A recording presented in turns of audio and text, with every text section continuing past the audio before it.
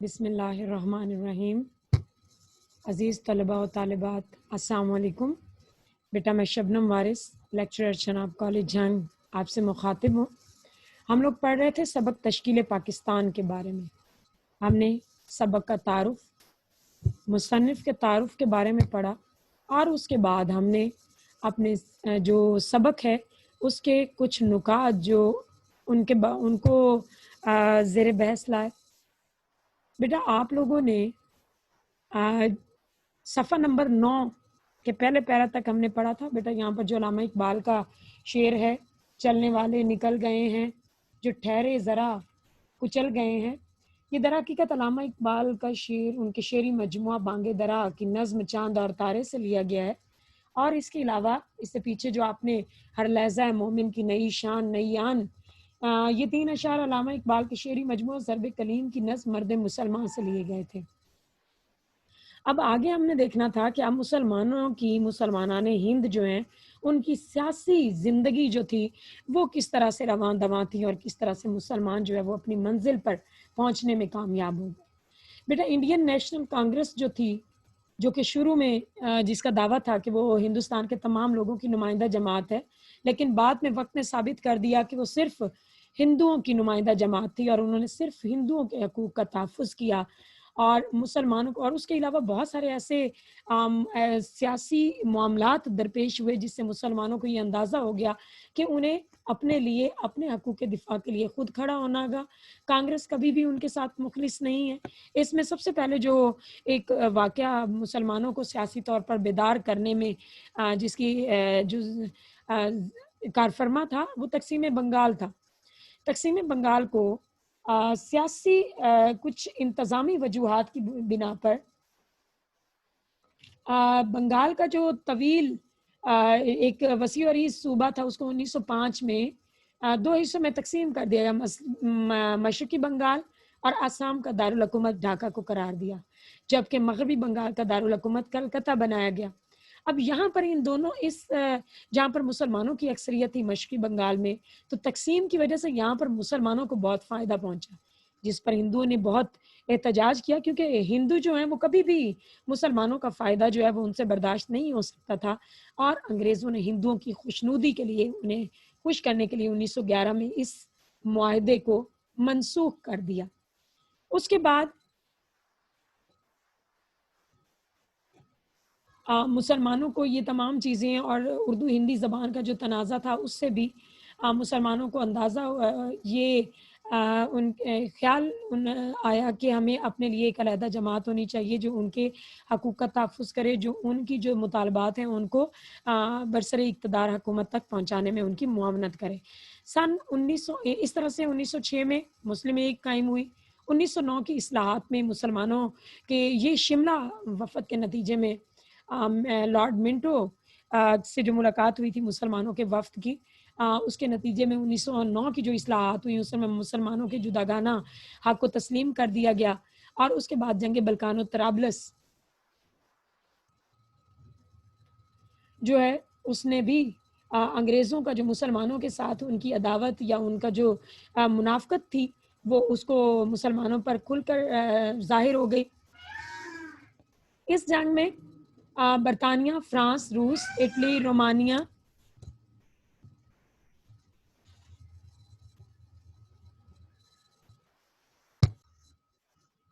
جی بیٹا ہم بات کر رہے تھے پہلی جنگ عظیم کی، اور جس میں برطانیہ، فرانس، روس، اٹلی، رومانیہ، امریکہ اور پرتگال ایک طرف تھے، جبکہ جرمنی، بلغاریہ، جاپان اور ترکی دوسری طرف۔ اس میں ترکی اگرچہ اس جنگ میں مجموعی طور پر اتحادی فتح مند ہوئے تھے، لیکن ایشیا میں جاپان نے روس کو زیر کر لیا۔ اس جنگ سے بھی مسلمانوں کو یہ یقین ہوا کہ مسلمانوں کے جو قومی اور بین الاقوامی حقوق ہیں وہ حکومت برطانیہ کے ہاتھ میں محفوظ نہیں ہیں، تو انہوں نے سیلف گورنمنٹ کا مطالبہ کیا اور کانگریس کے ساتھ تعاون کا ہاتھ بڑھایا۔ قائد اعظم کی کوششوں کے بنا پر کانگریس اور مسلم لیگ کے درمیان میثاق لکھنؤ کا یادگار معاہدہ پیش آیا، معاہدے پر دستخط ہوئے، جس کی وجہ سے برطانیہ 20 اگست 1917 کو یہ اعلان کرنے پر مجبور ہو گیا کہ آہستہ آہستہ ہندوستان کے لوگوں کو حکومت یا ان کی خود اختیاری جو ہے وہ ان کو دے دی جائے گی. لیکن جیسے ہی جنگ ختم ہوئی، برطانیہ کے مفادات جو ہے وہ پورے ہو گئے، تو اس نے طوطے کی طرح آنکھیں پھیر لی اور اس نے ظالمانہ قوانین کو نافذ کیا، جس میں ترکی کے حصے بکرے کرنے کی سازش بھی کی گئی، جس کے اوپر تحریک عدم تعاون جو کہ علی برادران نے جس کا آغاز کیا تھا وہ شروع ہو گئی. اور اس کے علاوہ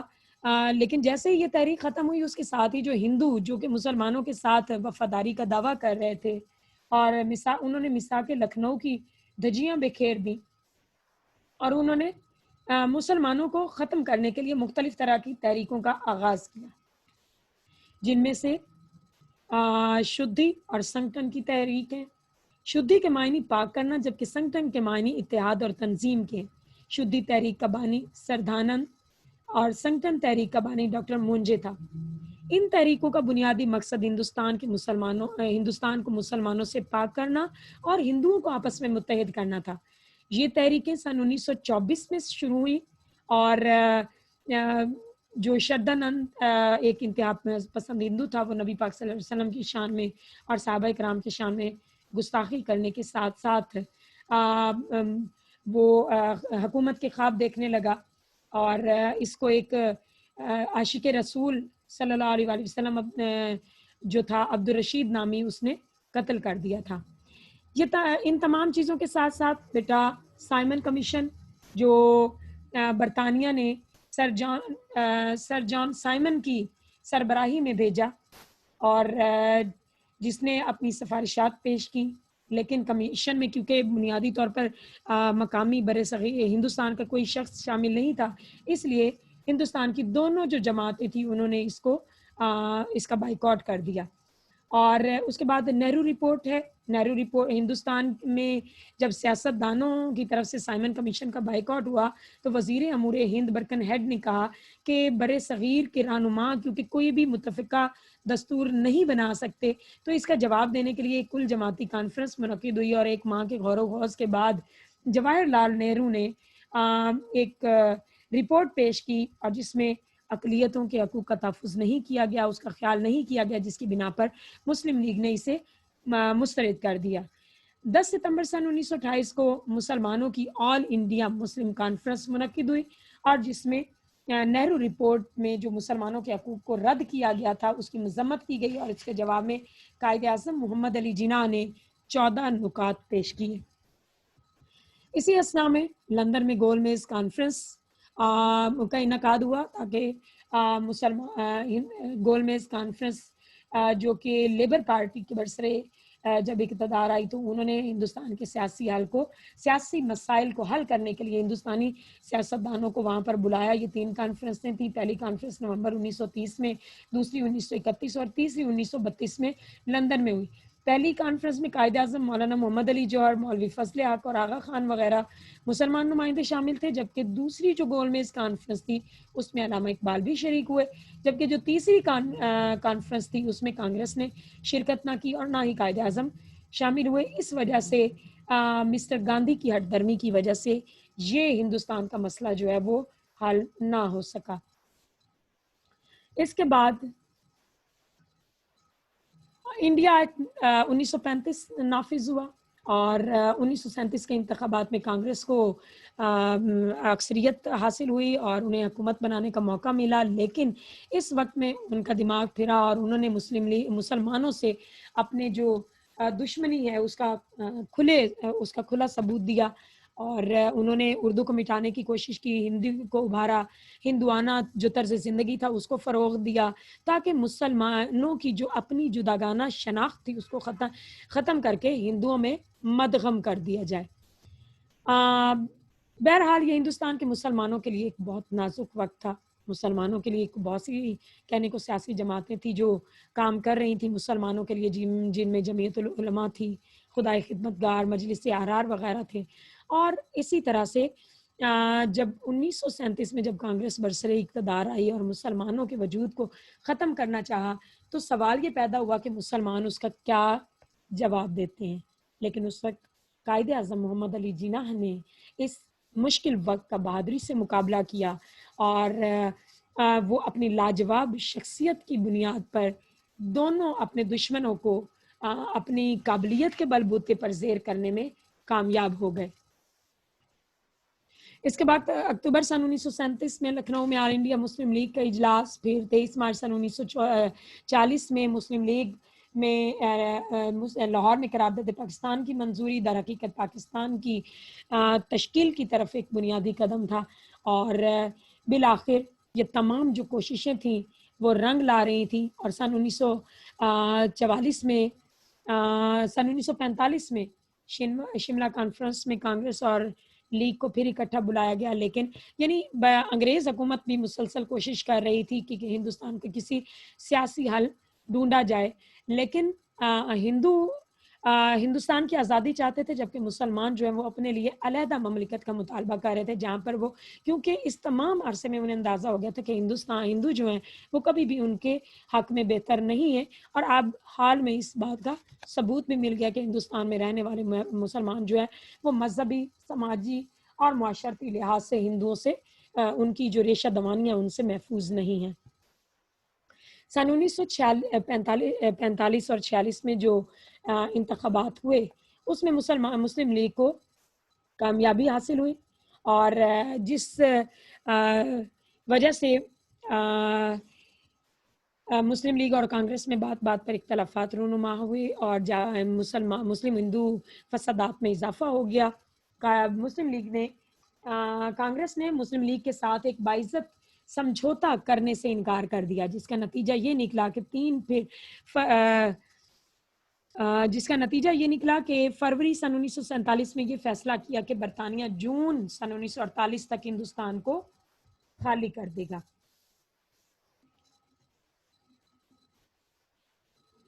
اب یہاں پر جنوری سن 1947 میں زبردست تحریک اٹھی، جس میں مردوں اور عورتوں نے یکساں حصہ لیا۔ بیٹا پاکستان بنانے میں یہ لفظوں سے کہنا آسان ہے، مسلمانوں کی بے تحاشا قربانیاں ہیں، جس میں مسلمانوں نے خون کے دریا عبور کیے، جس میں معصوم بچوں اور عورتوں کا خون شامل ہے۔ مسلمانوں نے اپنے گھر بار سب کچھ کی قربانی دے کر اس وطن کو اس لیے حاصل کیا کہ یہاں پر ہم اپنے مذہب کی مطابق اپنی زندگی کو گزار سکیں گے۔ تقریباً 10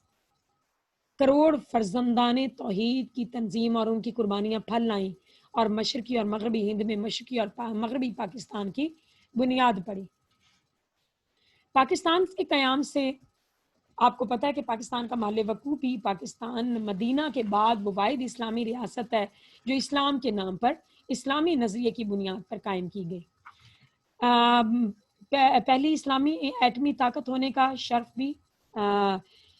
پاکستان کو حاصل ہے۔ اس کے علاوہ اپنے محل وقوع کے لحاظ سے بھی پاکستان جو ہے وہ ایک بہت اہم حیثیت کا حامل ہے۔ اب یہاں پر جو اس کا آخری پیراگراف ہے، اور یہاں پر یہ بتایا گیا کہ مسلمانوں نے کیوں یہ وطن حاصل کیا۔ مسلمانوں کی انہوں نے ایک نظریے کی بنیاد پر حاصل کیا۔ یہ وہ نظریہ تھا کہ مسلمان یہاں پر اپنے خلفائے راشدین کی عہد میں جو مسلمانوں کی زندگیوں میں جو نمونہ انہیں نظر آتا تھا اس کو عمل میں لائیں گے، اور جس دین اور جس مذہب کو نبی پاک صلی اللہ علیہ وسلم اور صحابہ کرام نے جس کو ترویج دی اسے اپنی زندگی میں نافذ کریں گے۔ اور کیونکہ یہی وہی تمام چیزیں تھیں جس کی وجہ سے مسلمان تمام دنیا میں ایک ان کا ڈنکا تھا، اور مسلمان جو ہے وہ تمام دنیا میں اپنی کامیابی اور کامرانی کے جھنڈے گاڑنے میں کامیاب ہو گئے۔ بر صغیر کے مسلمانوں کی یہ بھی خواہش تھی کہ ان کا وطن بھی اسی فلاحی ریاست کا عکس ہو جو نبی پاک صلی اللہ علیہ وسلم اور صحابہ کرام صلی اللہ علیہ وسلم کے دور میں تھی۔ اس دور میں ہر ایک اسلامی تعلیمات کا سچا پیروکار تھا، صحابہ کرام ہو یا مسلمان، وہ سچ کی خاطر جان قربان کر دیتے۔ سچ بولنا ان کی فطرت میں شامل تھا، دلیر تھے، خود اعتماد تھے، اور ایسا تھا عدل و انصاف وہ تھا کہ جب جہاں پر جو عوام ہے وہ ان کو یہ حق حاصل تھا کہ وہ اپنے بادشاہ کا مواخذہ کر سکتے تھے، جہاں پر رواداری تھی، جہاں پر عدل و انصاف کا دورہ ہو، تو یہ تمام وہ خواب تھے جو مسلمان لے کر آئے تھے اس وطن کو جس کے لیے انہوں نے قربانیاں دی تھیں۔ اب مسلمانوں کا نسب العین اسلام ہے، وہ اسلام نہیں جس کا ڈنکا مطلق العنان بادشاہوں اور خود غرض عمرہ نے بجائے، بلکہ وہ اسلام جس کا حامل قرآن ہے، جو اندیکھے خدا کے سامنے سر جھکاتا ہے، وہ اسلام جس کے اوپر نبی پاک صلی اللہ علیہ وسلم نے عمل کر کے دکھایا، وہ اسلام جس کے اوپر خلفائے راشدین چلے، وہ اسلام جو کہ آپ مناقب عمر بن عبدالعزیز میں پڑھ چکے ہیں کہ بادشاہ ہونے کے باوجود اپنے آپ کو ایک ایک روپے کے لیے لوگوں کا جواب دہ سمجھتے تھے، وہ اسلام کے جس میں بادشاہ کو رات کو اس بات سے نیند نہ آتی ہو کہ کہیں اس کے عہد میں کوئی بھوکا پیاسا نہ سو جائے، وہ عہد جس کے بارے میں حضرت عمر فاروق اس بات سے پریشان ہو کہ اگر دریائے فرات کے کنارے کوئی بکری کا بچہ بھی مر گیا تو وہ اس کے لیے جواب دہ ہوں گے، وہ جو ہمیں خلفائے راشدین کی زندگیوں میں نظر آتا تھا، وہ صبر، وہ تقوی، وہ محنت، وہ مساوات، کہ جہاں پر نبی پاک صلی اللہ علیہ وسلم فرماتے تھے کہ اگر فاطمہ نامی محمد صلی اللہ علیہ وسلم کی بیٹی فاطمہ بھی چوری کرتی تو اس کے لیے بھی وہی سزا ہوتی جو کسی عام انسان کی ہوتی۔ امن تھا جہاں پر کوئی دولت اور طاقت کے بلبوتے پر کسی سے برتر نہیں تھا، جہاں پر خطبہ حجۃ الوداع کے نبی پاک صلی اللہ علیہ وسلم کے اس فرمان پر عمل کیا جاتا تھا کہ کسی گورے کو کسی کالے پر اور کسی عربی کو اجمی پر کوئی فضیلت نہیں سوائے تقوی کے، اور جہاں پر صرف مسلمانوں کے حقوق کا نہیں بلکہ غیر مسلموں کے حقوق کا بھی تحفظ، یہاں پر سب سے رواداری اور محبت، یہ پاکستان کا نصب العین تھا، یہ پاکستان کو بنانے کا مقصد تھا، یہ پاکستان کی تشکیل کے پیچھے، اس جد و جہد کے پیچھے یہ نظریہ کار فرما تھا جس نے مجبور کیا ان لوگوں کو، ان 10 کروڑ لوگوں کو کہ 8-10 لاکھ لوگ جن کو قربان کر دیا گیا، اور 10 کروڑ جنہوں نے اپنی قربانیاں دیں اور ان کی قربانیاں رنگ لائیں، اور قائد علامہ اقبال کہتے ہیں یہی کہ پرے ہے چرخ نیلی فام سے منزل مسلماں کی، ستارے جس کی گردے راہ ہوں وہ کارواں تو ہے، اور ہم آزمائے گئے ہیں ایک ایسے زمانے میں جس میں نہ تو اسلام کے آداب ہیں اور نہ زمانہ جاہلیت کی عادتیں ہیں اور نہ اسلامی مروت، تو اس زمانے میں اسلام کو اب ہمارا فرض بنتا ہے بحیثیت نوجوان اور اپنے قوم کا سرمایہ ہوتے ہوئے کہ ہم اپنی صلاحیتوں سے بھرپور فائدہ لائیں اور اپنے ملک کو دنیا میں کامیابی اور کامرانی کے راستے پر گامزن کرنے میں اپنا کردار ادا کریں، تاکہ ہمارے آباء و اجداد کی دی ہوئی قربانیاں جو ہیں وہ رائگاں نہ ہوں اور ہم قیامت کے دن ان کے سامنے سرخرو ہو سکیں۔ یہ کچھ حوالہ جات بیٹا یہ کچھ لکھے ہیں، دولت کی تمنا ہے نہ انعام کا لالچ، بس کام کیے جاتے ہیں اخلاص و وفا سے، اور وَتِلْكَ الْأَيَّامُ نُدَاوِلُهَا بَيْنَ النَّاسِ،